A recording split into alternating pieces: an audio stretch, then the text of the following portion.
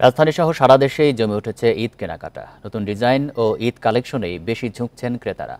এ নিয়ে বিস্তারিত জানাতে রাজধানীর মিরপুর থেকে আমাদের সঙ্গে যোগ দিচ্ছেন সহকর্মী ইকরামুল কবির এবং চট্টগ্রাম থেকে আছেন সহকর্মী অনুপম শীল। প্রথমে যাচ্ছি ইকরামুল কবির আপনার কাছে। ইকরাম, বেচা বিক্রি কতটা জমে উঠেছে জানাবেন, আর দাম নিয়ে ক্রেতাদের কোনো অভিযোগ আছে কিনা?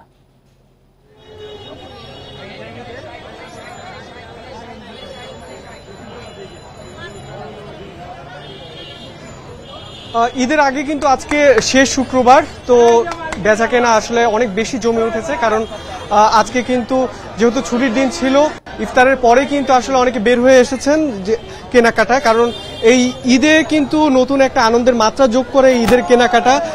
বাসার সবার জন্য কিন্তু আসলে নতুন পোশাকের একটা চাহিদা থাকে, যার কারণে কিন্তু বাবা মা কিন্তু তাদের শিশুদের জন্য বিশেষ করে এখানে আসেন কেনাকাটার জন্য। একই সাথে তাদের নিজেদের জন্য কিনেন এবং বাড়ির প্রতিটি সদস্যের জন্য কিন্তু আসলে ঈদে নতুন পোশাকের একটি চাহিদা থাকে। তো আমরা এখন রয়েছি মিরপুর 10 নম্বর গোল চত্বর এলাকায়।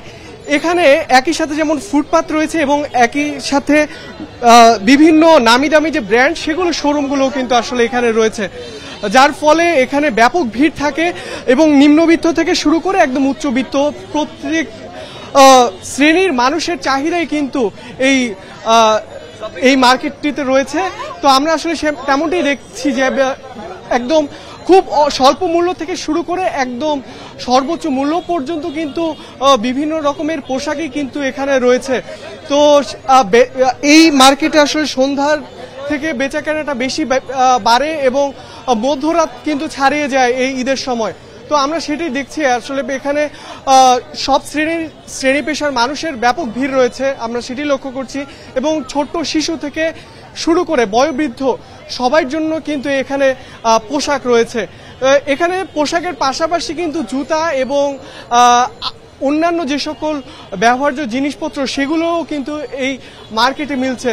তো এখানে আমরা আসলে দেখছি যে মানুষ তার পছন্দ মতো কিন্তু এখানে কেনার সুযোগ পাচ্ছে। কারণ আমি বলছিলাম যে যারা নিম্নবিত্ত বা মধ্যবিত্ত, যাদের বাজেট কিছুটা কম, তারা কিন্তু এই মার্কেটটিকে বেছে নেন। কারণ এখানে ফুটপাতগুলোতে তুলনামূলক কম মূল্যে কিন্তু ভালো মানের পোশাক কিন্তু তারা পাচ্ছেন। ইকরাম, আপনি থাকুন আমাদের সাথে এই মুহূর্তে চট্টগ্রাম থেকে যুক্ত আছেন সহকর্মী অনুপম শীল। একটু তার কাছে যেতে চাই। অনুপম, চট্টগ্রামে ঈদের কেনাকাটা কতটা জমে উঠলো জানাবেন, বিক্রি নিয়ে বিক্রেতারা সন্তুষ্ট কিনা?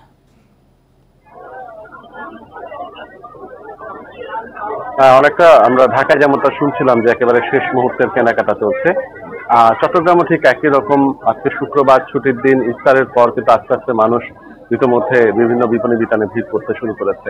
আমরা আছি চট্টগ্রামের আমিন সেন্টারে এবং এই মার্কেটটি মূলত চট্টগ্রামে বিশেষ করে শিশুদের পোশাক, অলংকার এবং যে বিভিন্ন গার্মেন্টস এর যে তৈরি পোশাক, সেই পোশাকের জন্য অত্যন্ত পরিচিত। এবং সেই প্রেক্ষাপটে আমরা দেখছি যে ইফতারের পর থেকে কিন্তু আস্তে আস্তে মানুষের আনাগোনা বাড়ছে এবং সময় যত এটি রাত হবে তত বেশি আসলে মানুষের এই মার্কেটটি ঘিরে ব্যস্ততা বাড়বে বলে এখানে বিক্রেতারা আমাদেরকে জানিয়েছেন। সেই প্রেক্ষাপটে আমরা ইতিমধ্যে বিক্রেতারা যেটি বলছেন যে এবারের মানে বেচা বিক্রি তুলনামূলক ভালো এবং যেহেতু সাধারণ মানুষজন একটু উৎসবমুখর পরিবেশে এই কেনাকাটার মধ্য দিয়ে যাচ্ছেন, সেহেতু সাধারণ মানুষের মধ্যেও কিন্তু এই ঘিরে বা এই শেষ দিকে এসে কিন্তু কেনাকাটার বিষয়টি বেশ জমে উঠেছে। বিভিন্ন ধরনের পোশাক মূলত পাওয়া যাচ্ছে। আমরা দেখছি ছোট বাচ্চাদেরকে নিয়ে তাদের অভিভাবকরা আসছেন। বিশেষ করে অনেকে আছেন যারা মূলত এই বন্ধ, আগামী কয়েকদিন পরে লম্বা বন্ধ শুরু হবে এবং এই বন্ধে যাতে বাড়িতে যাবেন, তারা মূলত আশেপাশের জেলাগুলোতে যারা বসবাস করেন তারা তাদের পরিবারের লোকজনদের জন্য কেনাকাটা করছেন, আত্মীয় স্বজনের জন্য কেনাকাটা করছেন। সব মিলিয়ে একটি জমজমাট পরিস্থিতি কিন্তু চট্টগ্রামে ঈদ বাজারকে ঘিরে তৈরি হয়েছে। মিরপুর এবং চট্টগ্রাম থেকে জানাচ্ছেন আমাদের সহকর্মীরা। এই ঈদে দেশ জুড়ে কেনাকাটার ফুর্তি হবে শুধু বিকাশে, সাথে ডিসকাউন্ট কুপন, ইনস্ট্যান্ট ক্যাশব্যাক।